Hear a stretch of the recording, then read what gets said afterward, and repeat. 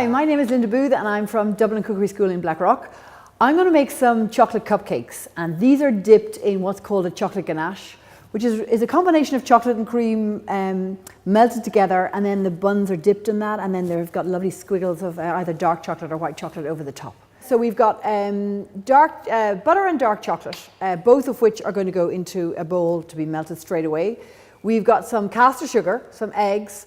This is kind of my industrial vanilla extract, which we use in the cookery school because we do so much baking. We've got creme fraiche, but you could use yogurt if you want it. Just ordinary plain flour, a little bit of cocoa powder, and some chopped hazelnuts. And you could either leave those hazelnuts out, or you could substitute pistachios or almonds if you liked. The first thing I'm going to do is I'm going to put my dark chocolate and my butter in together. And they're going to be melted over a saucepan of just gently simmering water. And chocolate can catch very easily, and it can burn, so make sure that your heat is not too high. It must be on a very gentle heat, and then if you give it a stir every so often, just until it's melted. As soon as the chocolate and butter are melted, you remove them from the heat, and then we're going to start adding the other ingredients. And I'm going to put the sugar in there, mix that in. Then I'm going to beat in my egg. Now I'm going to just beat it up separately first and then pour it in. And make sure that you're whisking as you pour this in because the chocolate's still warm. So I'm going to mix those in quickly. Put in a little bit of vanilla extract. Then we've got a little bit of creme fraiche in there. We'll mix that in as well. And then I think I'll switch to my spatula. So I'm going to sieve in my flour. Cocoa powder. Cocoa powder can be a little bit lumpy sometimes, so we'll just sieve that in. I am just going to mix those ingredients together and put in my nuts.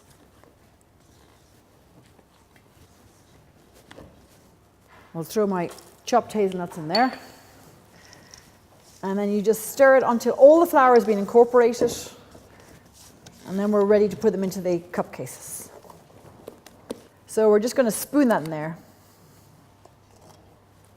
And again, you don't want to fill them all the way up to the top of the cases.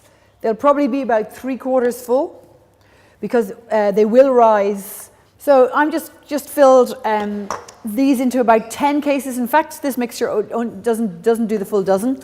I'm going to remove these two. And then I'm going to put the cupcakes into an oven at about 180 degrees. They'll take 15 to 20 minutes.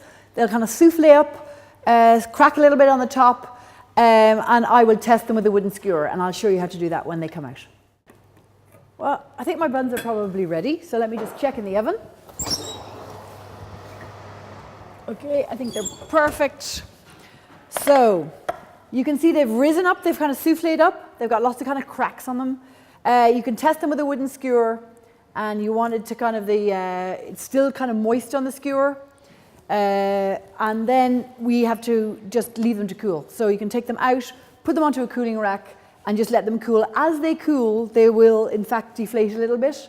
And sometimes with anything that's made, any cakes that are made with dark chocolate, melted dark chocolate, because they've souffled up, they might also sink a tiny bit in the middle. So don't worry about that. That is kind of that is the way they're meant to look. What I'm going to do is put some chocolate ganache over the top. The chocolate ganache is a combination of chocolate and cream, and then you end up with this gorgeous textural difference between the kind of cake and these lovely kind of creamy, smooth kind of chocolate shiny glaze. So over here I've got some just single cream. I am going to bring it up to the boil, and I have the same amount of dark chocolate.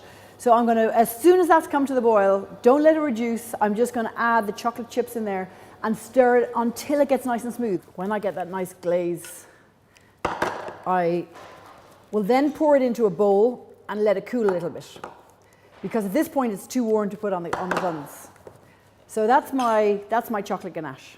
Now I'm going to leave that aside because I happen to have a little bowl of glaze that I made probably about half an hour ago. And you can see that that one is nice and smooth and shiny, but it's also got a little bit thicker. And that way it's going to hold on the cakes better. So I'm going to dip this here, just hold it down, upside down, and then you get this nice coating. And if you feel you haven't got enough chocolate, then you can dip it again and you get an extra lovely thick coating of shiny chocolate ganache. I'm going to get my chocolate bag full of my white chocolate, and I'm just going to go back and forth. Oh, it's a bit blocked. If that happens, it's just the chocolate setting a little bit.